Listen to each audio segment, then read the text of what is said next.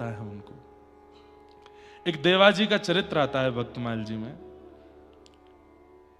चार भुजा नाथ जी का मंदिर है उदयपुर में ही है, उदयपुर के पास ही है। मीराबाई के वंश ने भी उनकी सेवा की और आज के जो उदयपुर का राजवंश है वो आज भी उनकी सेवा करते हैं, चार भुजानाथ जी। तो चार भुजानाथ जी की मंदिर में एक सेवा में रहते थे श्री देवाजी। तो वहां के राजाओं का आज भी नियम है कि एक समय में राजा जो भी वहां की राज पदवी पर बैठे हैं वो जाएंगे, चंवर करते हैं ठाकुर जी को। मंदिर में प्रवेश नहीं करते, मंदिर की सेवा दूसरों की है, पर राजा जाएंगे और जाके ठाकुर जी की सेवा करते हैं। तो देवाजी नाम के सेवक ठाकुर जी की सेवा में थे। चार भुजानाथ जी की सेवा चल रही थी। तो राजा का रोज का नियम कि शयन आरती में आना, चंवर करना और फिर उसके बाद ठाकुर जी की शयन से पूर्व की माला और बीड़ा प्रसादी राजा को दी जाती, वो लेके जाते थे। राजा ने कह रखा था कि मैं राजवंश का हूं और कई बार ऐसे कार्य होते हैं कि मैं कभी कभी आने में विलंब हो जाएगा, तो आप ठाकुर जी की सेवा नियमित रूप से करना, मेरी प्रतीक्षा मत करना। सेवक बोले जैसी आज्ञा। तो चार भुजानाथ जी की सेवा चल रही थी। आज राजा को आने में विलंब हो गया और आरती का समय हो गया। तो देवाजी ने आरती की। आरती करने के बाद ठाकुर जी के शयन की व्यवस्था की। ठाकुर जी की माला जी उतार ली। बोले थोड़ी देर में भी आ जाएंगे तो पहना देंगे। लेकिन कपाट बंद करते करते भी राजा नहीं आए। तो उन्होंने उस माला को, शयन की माला को ऐसे अपने सिर पर बांध लिया और बांध के सुंदर मस्तिष्क पर सजा लिया। कोई नहीं, आज राजा आए नहीं। और जैसे ही कपाट बंद करके माला सिर पर धारण कर, इतने में ही ढोल नगाड़े बज गए, राजा आ गया। देवाजी बड़े बेचारे परेशान हुए। बोले अरे मंदिर तो बंद हो गया, दर्शन तो नहीं मिलेंगे। कोई बात नहीं, माला जी सिर पर ही तो धारण करी है, गले में थोड़ी पहनी है, और हो भी जाए तो कौन सी बड़ी बात है। ठाकुर जी की प्रसादी एक बार हरिजन पहन लें, उनकी प्रसादी हो जाए, हरि की प्रसादी, हरिजन की प्रसादी फिर हमें मिले तो और अच्छा। तो देवाजी ने तुरंत माला उतार ली। राजा आए, बोले मंदिर बंद हो गए। बोले जी समय हो गया। तो कोई बात नहीं, चौखट को प्रणाम कर लिया और देवाजी ने कहा माला जी हैं ठाकुर जी की, मैं पहना देता हूं। जैसे ही कंठ में पहनाई, राजा का नियम था माला जी लेकर के सूंघते थे, उसकी सुगंध लेते थे, माला का दर्शन।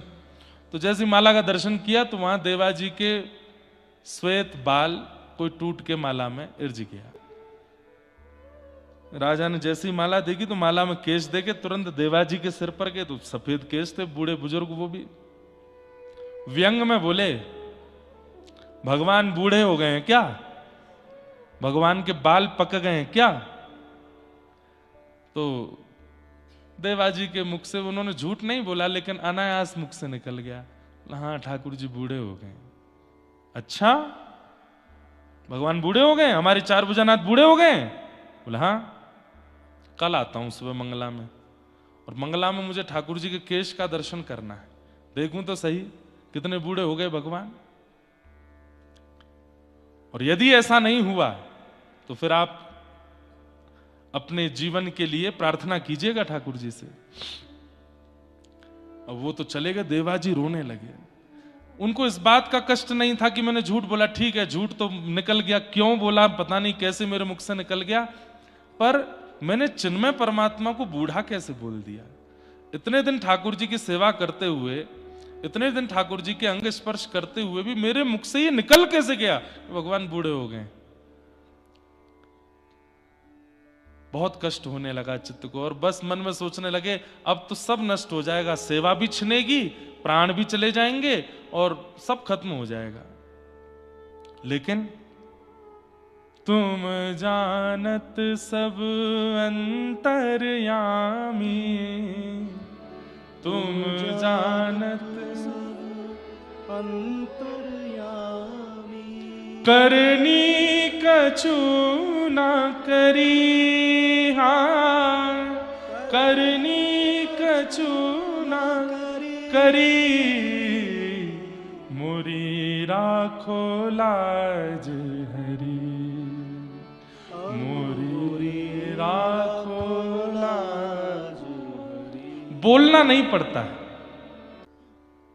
देवाजी सुबह सुबह मंगला में पहुंचे, राजा आ गया था और राजा तो व्यंग में बस देवाजी को देख रहा था। बोले कपाट खोलो देखता हूं। सब बूढ़े हो गए भगवान। जैसे ही द्वार खोले और जैसे ही कपाट खुले हैं, बोल चार भुजानाथ भगवान की। और जैसे ही दर्शन किए हैं महाराज, कल तक भी नहीं थे, आज ठाकुर जी के सबरे बाल सफेद हो गए। श्वेत केश हैं ठाकुर जी के। तो आज कौन हो गए? बोले बूढ़े चार भुजानाथ, बाल सफेद हो गए। सब लोग देख करके आश्चर्यचकित हो गए। देवाजी के तो नेत्रों से अश्रुधार गिरने लगी। अरे जय जय, ये क्या किया आपने?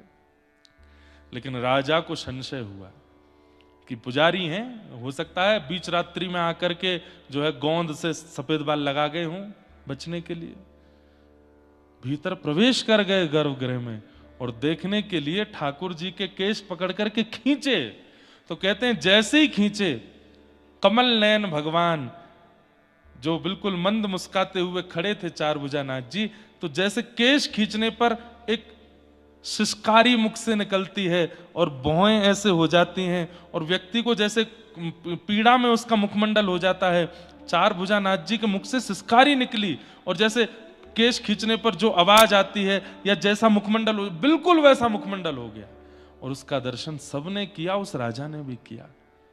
और उससे भी ज्यादा कष्टदायी, जब केश खींचे तो एक केश टूटा और वहां से रक्त प्रवाह होने लगा। राजा के नेत्र सजल हो गए। मुझे क्षमा कर दो नाथ, बहुत बड़ा अपराध हो गया मुझसे, मैं बहुत बड़ी भूल हो गई। मैंने संशय किया, आप पर तो किया ही किया, आपके भक्त देवाजी पर भी किया, मुझसे बहुत बड़ी भूल हो गई। और देवाजी की उस भक्ति पर ठाकुर जी रीझ गए और बिना कहे ही करके दिखा दिया। उनके प्रेम लक्षणा भक्ति को स्वीकार करके दिखा दिया। एक भक्त हुए, उनमें से एक भक्त हुई सक्कू बाई। कौन हुई? सक्कू बाई। तो सक्कू बाई की कथा मैंने सुनाई है पहले भी, पर मैंने एक ग्रंथ में कुछ अलग भी पढ़ा, पंढरपुर में ही। आज स्मृति में आया तो सुना देता हूं आपको, ध्यान से सुनिएगा। सक्कू बाई, एक वैष्णव कुल में जन्म हुआ सक्कू बाई का। परिवार, माता पिता भाई बंधु सब भक्त थे। सक्कू बाई का बाल्यकाल और विवाह से पूर्व का जीवन इतना अच्छा था क्योंकि सब भक्त थे। लेकिन विवाह के बाद कन्या कैसे कुल में जाएगी, इसका कोई प्रमाण नहीं दे सकता। सक्कू बाई का विवाह किया गया, लेकिन परिवार ऐसा मिला विपरीत, और विपरीत ही नहीं, विपरीत की पराकाष्ठा। तो सक्कू बाई का तो ऐसा जीवन, ससुर जी भी प्रतिकूल, सासू मां भी प्रतिकूल, और अंत तो गत्वा पति भी प्रतिकूल। कोई भी उनका था नहीं, प्रतिकूल थे सब। सक्कू बाई घर में आई हैं, ब्याह करके आई। ब्याह करके आते ही पहले दूसरे दिन से ही सास ने डांटना, गाली देना, बुरी तरीके से बात करना, बेवजह बिना किसी अपराध के सक्कू बाई को कष्ट देना प्रारंभ कर दिया। परंतु सक्कू बाई ने विचार किया कि अब ये मेरा परिवार है, अब जैसा भी है मुझे स्वीकार तो करना है। सक्कू बाई निर्वहन कर रही थी वहां पर। एक दिन सक्कू बाई अपने भवन से बाहर जल भरने के लिए सरोवर के पास गईं। तभी जय जय राम कृष्ण हरि, जय जय राम कृष्ण हरि, राम कृष्ण हरि कीर्तन करते हुए वारकरी वारी जा रही थी पंढरपुर। वारी समझते हैं? जाती है ना, आषाढ़ी एकादशी पर वारी जाती है। मुंबई से भी बहुत वैष्णव, वारकरी वैष्णव जाते हैं। क्या अद्भुत नजारा होता है पंढरपुर के मार्गों का, जगह जगह से वारी आती है। एक बात तो माननी पड़ेगी, भारत में सब जगह भक्त हैं, पर महाराष्ट्र जैसे नहीं है। महाराष्ट्र अद्भुत है। माझे माहेर पंढरी, आहे भी वरे तेरी माझी बहीण चंद्रभागा, माझी बहीण चंद्रभागा, करतसे पाप भंग, करतसे पाप भंग, करतसे पाप भंग। ऐसे श्री पंडरीनाथ गाते हुए, निमग्न होते हुए, जय जय राम कृष्ण हरि का उद्घोष गरज करते हुए वारकरी जा रहे थे पंढरपुर। और बंधुओं, जब अत्यंत वैष्णव व्यक्ति नाम धुन सुन लेता है ना, तो वो रोक नहीं पाता स्वयं को। जैसे व्यसनी व्यक्ति को व्यसन की वस्तु दिख जाए तो उसकी जीभ में पानी आता, वो भागता है उस व्यसन वस्तु की ओर। ऐसे ही भक्त जो होते हैं नाम के व्यसनी होते हैं, कथा के व्यसनी होते हैं, कथा के व्यसनी। सक्कूबाई तो स्वयं को रोक नहीं पाई, उठ करके नृत्य करना चाहती थी, लेकिन अड़ोस पड़ोस की माताएं भी थी साथ में, तो रुक गई, बस देखती रही। नेत्रों से अश्रु गिर रहे हैं, मुख पर प्रसन्नता है, मनी मन नृत्य कर रही है, कुछ नहीं कर सकती। जैसे ही वे वारकरी वारी लेकर के पंढरपुर की ओर बढ़े, उनकी रज उठा करके अपने माथे से लगाने लगी। आपको प्रणाम करती हूं, वंदन करती हूं कि आप लोग पंढरपुर जा रहे हैं, कितने भाग्यशाली हैं आप लोग। मैं तो नहीं जा सकती, मेरे ऊपर तो कृपा नहीं। और इतनी ज्यादा भावुक हो गई कि रोने लगी सक्कूबाई। तभी एक वहां बहन बैठी थी पास में, उसने कहा तू क्यों रोती है, क्या बात है? मुझे पता है तेरे घर से आवाजें आती हैं, तुझे मारते हैं पीटते हैं तेरे घर के सब लोग, मैंने देखा है, बहुत बहुत विचलित हैं, बहुत विचित्र हैं सब लोग। इधर देखो, ध्यान से सुनो, क्या बात है? बोले कुछ नहीं, बस पंढरपुर जाने का मन हो रहा है, पंडरीनाथ विठोबा को देखने का मन हो रहा है। इन सबको देख के इनकी भाग्य की सराहना कर रही हूं कि कितने भाग्यशाली, जाएंगे पंढरपुर में, दर्शन करेंगे, कीर्तन करेंगे, गरज करेंगे, प्रसाद पाएंगे। मैं कहां, यहीं पिटती रहूंगी घर में, कुछ नहीं कर सकती। लेकिन ठीक है, मेरा भाग्य ऐसा, मेरा शायद विठोबा ने इसी में मेरा सुख सोचा होगा, नहीं जाऊंगी। तो बोले तू एक काम करना। बोले क्या? तू चली जा, एक बार चली जा यहां से, फिर लौट करके मत आना, वो विठोबा तुझे संभाल लेंगे, तेरी रक्षा कर लेंगे। नहीं नहीं, मैं ऐसा नहीं कर सकती, मेरे माता पिता पे बात आ जाएगी, परिवार छोड़ के कैसे जाऊं मैं। बोले तू जाना, कब तक विचार करती रहेगी, ये तो ऐसे ही करते रहेंगे तेरे साथ। आज वारी मिल गई है, इसके सारे चली जाएगी, कल को वारी नहीं मिलेगी, कल को कोई वैष्णव जाते हुए नहीं दिखेंगे, कैसे जाएगी? अभी तो इनके बीच तू पहुंच जाएगी पंढरपुर, चली जा। मन में ऐसी स्थिति बनी, जाऊं नहीं जाऊं, जाऊं नहीं जाऊं। अंत तो गत्वा सक्कूबाई सब छोड़ छाड़ करके दौड़ पड़ी और वारी में जाकर के निकल पड़ी पंढरपुर की ओर। परंतु ऐसा है ना कि कई लोग तो आपकी भक्ति में सहायक होते हैं, और कई लोग जो होते हैं उनको ये लगता है ये क्यों कर रहा है भक्ति, इसकी तो शिकायत होनी चाहिए। जो 2-4 माताएं बहनें और थी, उन्होंने सक्कूबाई की सास को जाकर बता दिया। बोले अरे बहू तो निकल गई हाथ से। बोले कहां गई? बोले वो वारी जा रही है पंढरपुर, उसमें नाच रही है, संतों के बीच में नाच रही है और नाचती हुई जा रही है, सब छोड़ छाड़ के निकल गई है।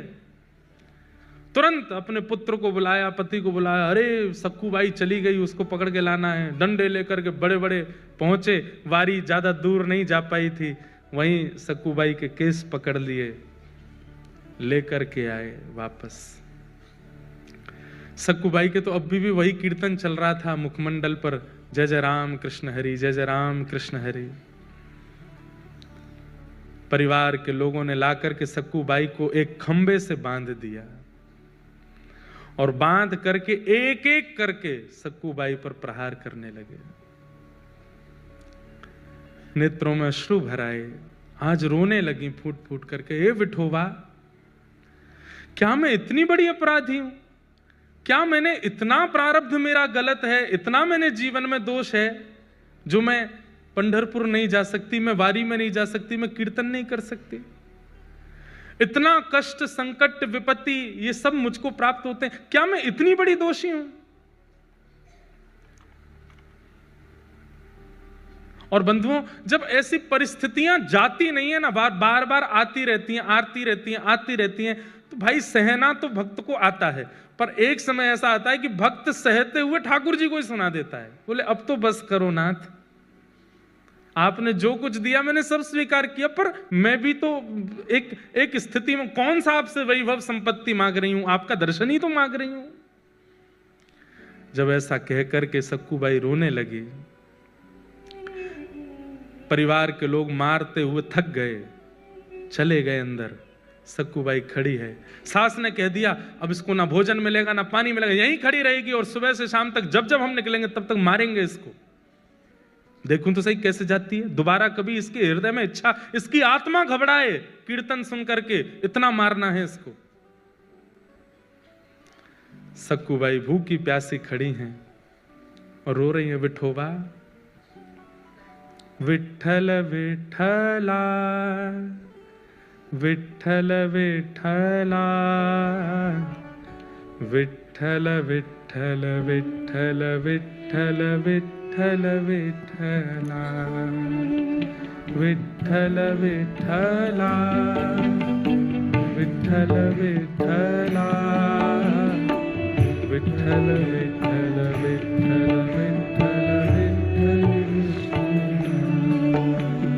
विठ्ठल विठ्ठला, विठ्ठल विठ्ठला, विठ्ठल विठ्ठल विठ्ठल विठ्ठल विठ्ठल विठ्ठल। सक्कूबाई गा रही है और इतने में ही एक गांव की ही, जो जैसे नवारी साड़ी पहनते हैं ना यहाँ महाराष्ट्र में, लांग लगा करके माताएं ऐसे तैयार होती हैं, गजरा वजरा पहन करके, बिल्कुल ऐसी नवारी साड़ी पहन करके सांवली सी एक सखी, स्वयं पंडरीनाथ भगवान ही एक सखी बन करके आए और आकर के सक्कूबाई के पास खड़े हो गए, नेत्र बंद करके अश्रु प्रवाह करती हुई गा रही है। तभी आकर के जैसे ही पंडरीनाथ भगवान ने स्पर्श किया, एक सखी के रूप में आए थे, नेत्र खुले, नेत्र खोल करके देखा, अरे तू क्यों रोती है, क्या बात है? पंढरपुर जाना है, पंडरीनाथ को देखना है, बस वही इच्छा है। तुरंत रस्सी खोलने लगे ठाकुर जी, बोले मत करो, मेरी सास बहुत मारेगी। बोले तू चिंता मत कर, सुन यहां से पंढरपुर जाने में 1 रात का समय लगेगा, तू चली जा, जाकर के दर्शन कर और दर्शन करके कल रात्रि तक वापस आ जाना, तब तक मैं तेरी जगह खड़ी हो जाती हूं, तू मुझे बांध जा यहाँ पर, मैं यहाँ खड़ी रहूंगी। अरे तुम क्यों पीड़ा सहोगी, तुम्हारा तो कोई अपराध नहीं। बोले अपराध तो तेरा भी नहीं है, बदले में मुझे कुछ चाहिए, वो दे देगी। बोले क्या? पूरन पोली बना के खिला दियो मुझे। सक्कूबाई बोली वो तो तुम खुद भी बना सकती हो। नहीं, मैंने सुना तू बहुत अच्छा बनाती, तेरे हाथ का पाऊंगी। ठाकुर जी बोल रहे हैं चली जा, और मैं पूरन पोली की इतनी शौकीन हूं, तू 1 रात भी पिट लूंगी, तू लौट के आएगी, मुझे बस खिला देना, फिर तू आके यहीं खड़ी हो जाना, मैं बांध दूंगी तुझे, अभी तू जा। और आकर के रस्सी खोल दी, सक्कूबाई हट गई, ठाकुर जी खड़े हो गए, बोले सुन मुझे बांध के जा। सक्कूबाई बोली मैं नहीं कर सकती। बोले मैं कह रही हूं मुझे बांध के जा। सक्कूबाई ने ठाकुर जी को बांध दिया। ठाकुर जी खड़े हैं, पंडरीनाथ खड़े हैं, बोले तू जा, विठोबा का दर्शन करके आ। सक्कूबाई प्रणाम करके चली गई। यहां शांत संध्या का समय हुआ और सास ससुर पति सब निकल के आए। ठाकुर जी ने सक्कूबाई का ही रूप धारण कर लिया, जैसे सक्कूबाई के केश खुले थे, घाव थे, वैसे ही बन गए। आकर के फिर से मारना शुरू किया। ठाकुर जी पीड़ा सह रहे, मेरी सक्कू चली जाए, दर्शन करके आ जाए। बंधु हमें नहीं पता ठाकुर जी कब कहां क्या कर रहे हैं।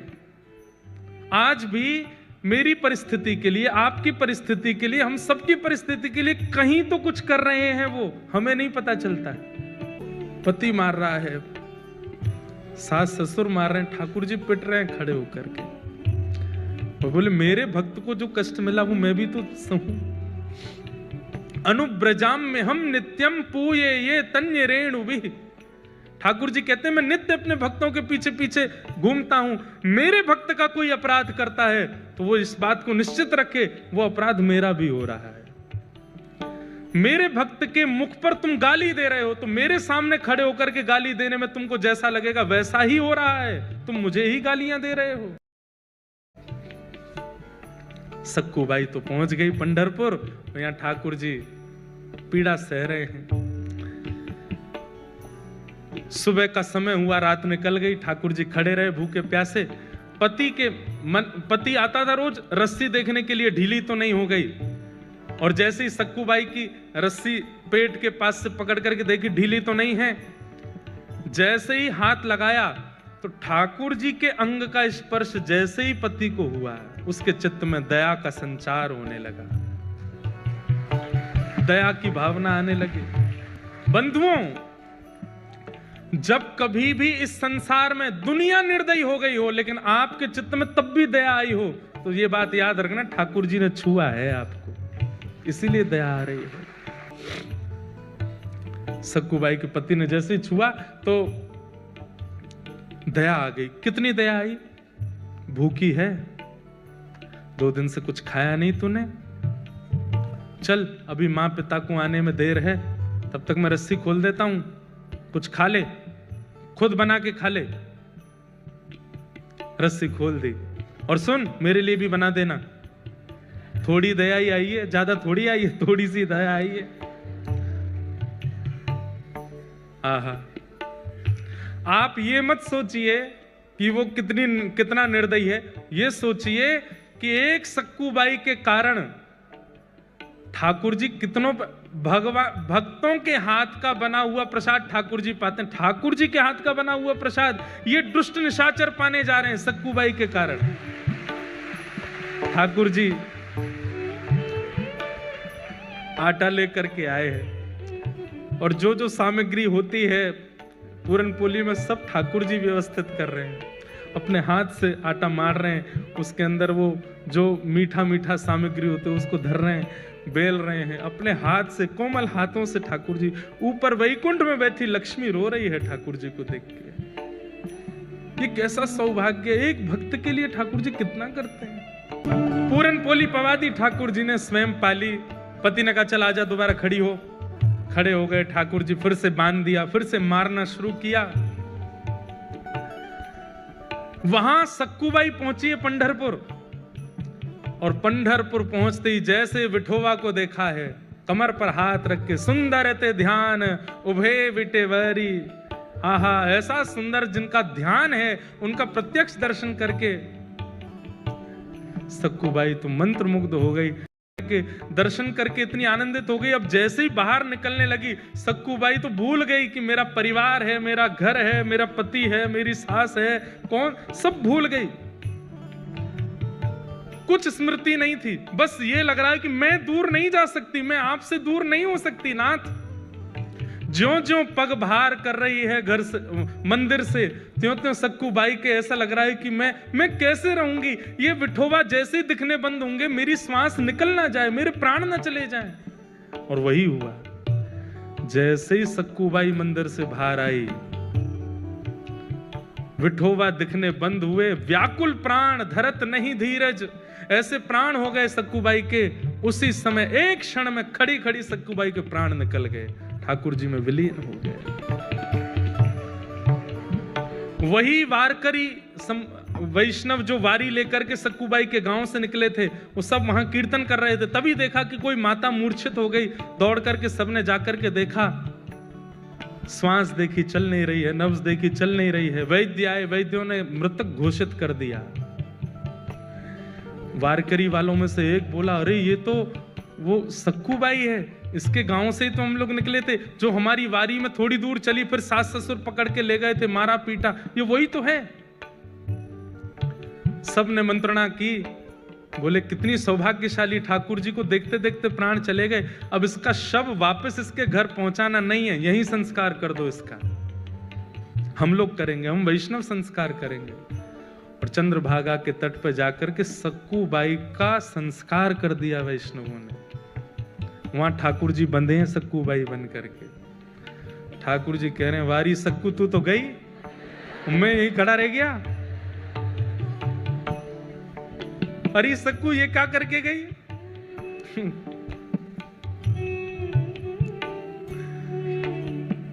तब रुक्मणी जी को चिंता हुई कि सक्कू तो वैकुंठ पहुंच गई, ठाकुर जी वहां सक्कू बने खड़े हैं। तब ठाकुर जी से कहा, नाथ ये मैं बहुत सह रही हूं, आप इतना कुछ वहां सह रहे हैं, मैं देख के मेरे को व्याकुलता हो रही है, अब नहीं होगा ये काम, अब कुछ करिए। बोले क्या करूं, सक्कू तो गई, मेरे को यहां रहना ही पड़ेगा। बोले नहीं नहीं नहीं, कुछ तो करो। तो ठाकुर जी गए पंडरीनाथ भगवान चंद्रभागा जी के तट पर, और सक्कूबाई की चिता की जो राख थी, उस राख से सक्कूबाई का स्वरूप बना करके पुनः उनको जीवित कर दिया। और जीवित करके कहा, अरे सक्कू, बोली मुझे क्यों आपने वापस इस संसार में बुला लिया? ठाकुर जी बोले, मैं बंधा हूं वहां पे, तो बोले वहां जा। नाथ उस नरक में मैं कैसे जाऊं? बोले कुछ नहीं, इतने दिन मेरा संग किया, मेरे हाथ की बनी पूरन पोली खाई है उन्होंने, अब मेरा तो वहां पर पदार्पण हो चुका है, मेरे हाथ में मुझे जो करना था कर लिया। अब तेरे चरण दोबारा जब वहां पड़ेंगे, अब तू परम भक्ता हो गई है, तेरे चरण पड़ते ही वो शुद्ध हो जाएंगे, अब तू वापस जा। और वापस जाकर के वहां पर व्यवस्थित हो। सक्कूबाई अर्धरात्रि के समय पहुंची, ठाकुर जी वहां सक्कूबाई बने खड़े थे, उनको मुक्त किया। मुक्त करके ठाकुर जी तो अंतर ध्यान हो गए, कृपा करके सक्कूबाई वहां आकर के खड़ी हो गई। आज सुबह उठते ही पता नहीं क्या सास ने रात में स्वप्न में कुछ देखा, पति को कुछ हुआ, सब ने आकर के सक्कूबाई को खोल दिया। वो तो सक्कूबाई तो ठाकुर जी तो जा चुके, सक्कूबाई आ गई। सबने कहा, सक्कू अब हमें लगता हमने तुझे बहुत पीड़ा दी, बहुत तुझ पर अत्याचार किया, अब तू हमारी है, तू हमारे साथ प्रेम से रह। लेकिन अब भी थोड़ा रोष और क्रोध तो उनके मन में था ही, तो थोड़ा इतनी ज्यादा दयावंत तो हुए नहीं। लेकिन अब घटना क्या घटी, वो जो वारकरी वैष्णव जिन्होंने संस्कार किया था सक्कूबाई का, तो सक्कूबाई के वस्त्र और आभूषण वो लेकर के बोले वो घर पे दे चलते हैं, और थोड़ी सी अस्थियां भी ले ली थी। बोले उसको पति को कह देंगे नदी में बहा देना। यहां सक्कूबाई झाड़ू लगा रही थी घर में। जैसे ही वो वारकरी वैष्णव आए, घर में प्रवेश करती पहला तो मूर्छित ही हो गया। दूसरा बोला, क्या हुआ क्या हुआ? बोले देख भूत। भीतर देखा तो सक्कूबाई झाड़ू लगा रही है। इतने में सास ससुर सब आए। बोले अरे इतने सारे ये वारकरी यहां कैसे? बोले हमें समझ नहीं आ रहा है ये हुआ क्या है। बोले क्यों? तो वस्त्र दिखाए तो सक्कू के वस्त्र, वही वस्त्र वही आभूषण वो जो पहनती थी वो सब कुछ था। और बोले ये क्या है? बोले मटके में अस्थियां हैं। बोले किसकी? बोले इनकी। सब अस्त व्यस्त हो गए। तो फिर सक्कूबाई ने पूरी कहानी बताई। बोले कि मैं तो यहाँ थी नहीं, मैं तो पंढरपुर में थी, ठाकुर जी का दर्शन करने के लिए गई थी, वहीं मेरे प्राण चले गए, तो आप सबने मेरा संस्कार कर दिया, तो फिर तुम दोबारा जीवित कैसे हुई? बोले कि मैं गई पंढरपुर और मेरे पीछे से पूछो ये लोग क्या कर रहे थे। बोले आप लोग क्या? बोले हम तो सक्कू को रोज मारते थे, उससे पूरन पोली बनवाते थे। बोले सक्कू तो पंढरपुर में थी, तो यहाँ किसको मार रहे थे? तब सक्कूबाई के नेत्र सजल हो गए। बोले पंडरीनाथ खड़े थे यहाँ पर, वही कर रहे थे सब। ये सुनते ही परिवार के लोग तो रोने लगे। बोले हमने ठाकुर जी को मारा, हमने ठाकुर जी से पूरन पोली बनवाई, हमने ठाकुर जी से सेवा करवाई। सब देख करके आश्चर्यचकित हो गए। बोले अब क्या करें? बोले बस अब सब छोड़ो, जिन्होंने हमारे लिए इतना कुछ किया, अब उन्हीं के नगर में चलो। और सब छोड़ करके श्री सक्कूबाई अपने पूरे परिवार के सहित पंढरपुर चली गई और श्री पंडरीनाथ भगवान के चरणों में विराजमान होकर के अपना शेष जीवन वहीं व्यतीत कर दिया।